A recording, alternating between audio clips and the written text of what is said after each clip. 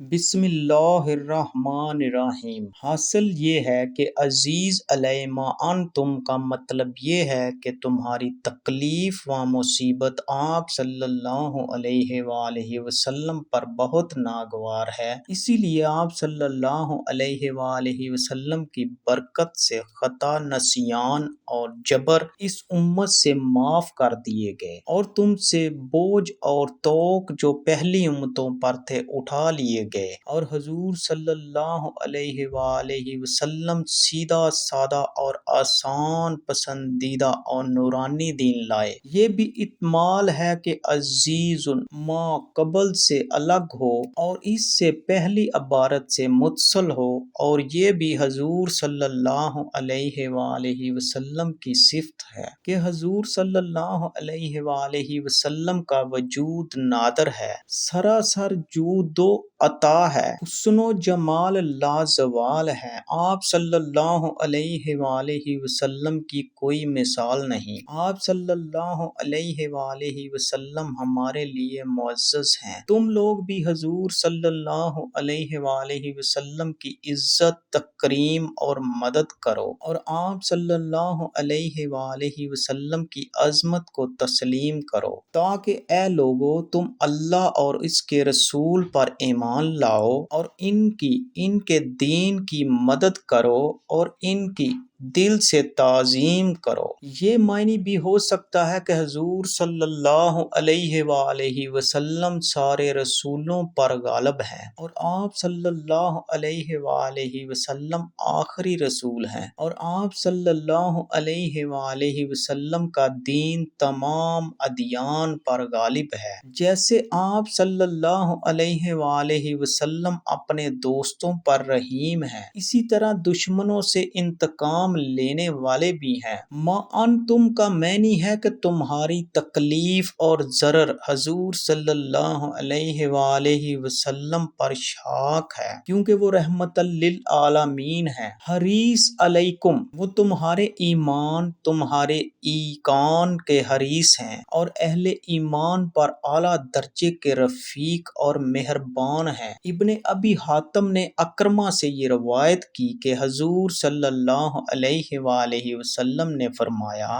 جبرائیل نے آ کر کہا کہ اللہ نے آپ صلی اللہ علیہ وآلہ وسلم کو سلام بھیجا ہے، یہ پہاڑوں کا فرشتہ ہے، اور اس کو اللہ نے آپ صلی اللہ علیہ وآلہ وسلم کے پاس بھیجا ہے کہ آپ کے حکم کی تعمیل کرے۔ فرشتے نے کہا، اللہ نے مجھے آپ صلی اللہ علیہ وآلہ وسلم کے پاس بھیجا ہے، اگر آپ صلی اللہ علیہ وآلہ وسلم چاہتے تو ان پر پتھروں کی بارش کر دوں، اگر آپ صلی اللہ علیہ وآلہ وسلم چاہیں تو ان کو زمین میں دنسا دوں۔ آپ صلی اللہ علیہ وآلہ وسلم نے فرمایا، پہاڑوں کے فرشتے، میں تو ان کے پاس اس لیے آیا ہوں کہ شاید ان میں کوئی لا الہ الا اللہ کہنے والا پیدا ہو جائے۔ پہاڑوں کے فرشتے نے عرض کیا، آپ صلی اللہ علیہ وآلہ وسلم تو ویسے ہی رحیم ہیں جیسا کہ اللہ نے آپ صلی اللہ علیہ وآلہ وسلم کا نام رؤوف الرحیم رکھا ہے۔ ابن مردویہ نے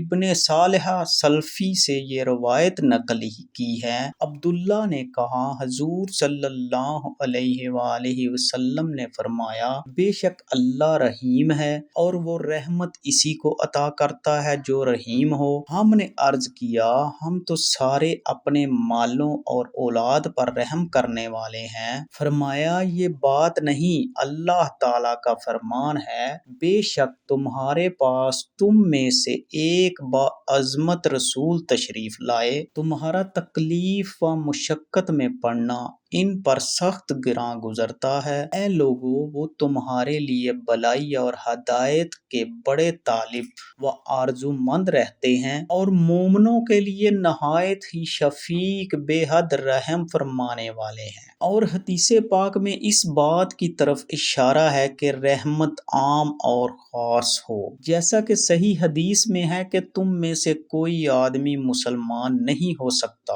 جب تک کہ وہ اپنے بھائی کے لیے لیے وہ پسند نہ کرے جو وہ اپنے لیے پسند کرے۔ صحیح حدیث میں یہ بھی آتا ہے کہ رحم کرنے والوں پر رحمان رحم فرماتا ہے۔ تم زمین والوں پر رحم کرو، آسمان والا تم پر رحم کرے گا۔ کافر اگر آپ صلی اللہ علیہ وآلہ وسلم پر ایمان لانے سے یا ساری مخلوق آپ صلی اللہ علیہ وآلہ وسلم کی پیروی سے منہ موڑے تو آپ صلی اللہ علیہ وآلہ وسلم کہہ دیں کہ مجھے سارے معاملات میں اللہ ہی کافی ہے، لا الہ الا اللہ، اس کے سوا کوئی رب نہیں، لہذا اس کی عبادت کی جائے۔ علیہ توکل، اسی پر میرا بھروسہ ہے، وَهُوَ رَبُّ العرش العظیم، اور وہ عرش عظیم کا مالک ہے۔ العظیم مجرور ہونے کی صورت میں عرش کی صفت اور مرفوع ہونے کی صورت میں رب کی صفت ہو سکتا ہے، یعنی کہ وہ بہت بڑی ذات ہے،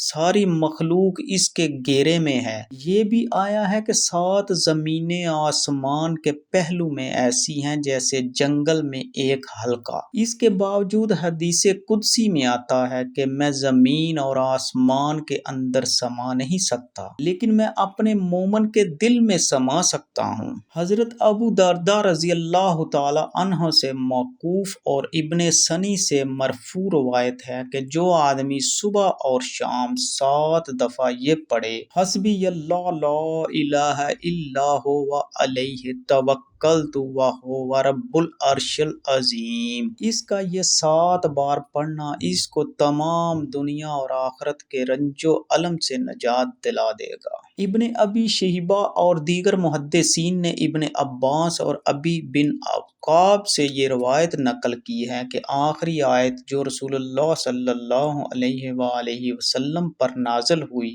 یہ ہے، لَقَدْ جَاءَكُمْ رَسُولٌ مِّنْ أَنفُسِكُمْ۔ حضرت ابی کی روایت میں ہے کہ یہ آیت قرآن کے آخری حصے میں نازل ہوئی تو اللہ نے بات اسی حقیقت پر ختم کی جس سے ابتدا کی، اور وہ ہے لا الہ الا اللہ۔ اللہ تعالیٰ فرماتا ہے، اور ہم نے آپ سے پہلے کوئی رسول نہیں بھیجا مگر ہم اس کی طرف یہی وحی کرتے رہے کہ میرے سوا کوئی معبود نہیں، بس تم میری ہی عبادت کیا کرو۔ بس ہم ختم کرتے ہیں اس پر جہاں اللہ نے اپنے کلام کا نزول اپنے رسول پر ختم کیا، اس امید کے ساتھ کہ ہمارا خاتمہ اچھا ہو اور ہمیں بلند مقام تک پہنچائے۔ اللہ کے فضل سے اور ان لوگوں کی موافقت میں جن پر اللہ نے اپنا انعام کیا، ان میں انبیاء ہیں، صدیقین ہیں، شہداء ہیں اور صالحین ہیں، اور یہ سب اللہ کے فضل سے ہیں، اور یہ اللہ کا فضل ہے اور شکر ہے اللہ کا، اول میں، آخر میں، ظاہر میں، باطن میں، حال میں اور ماضی میں۔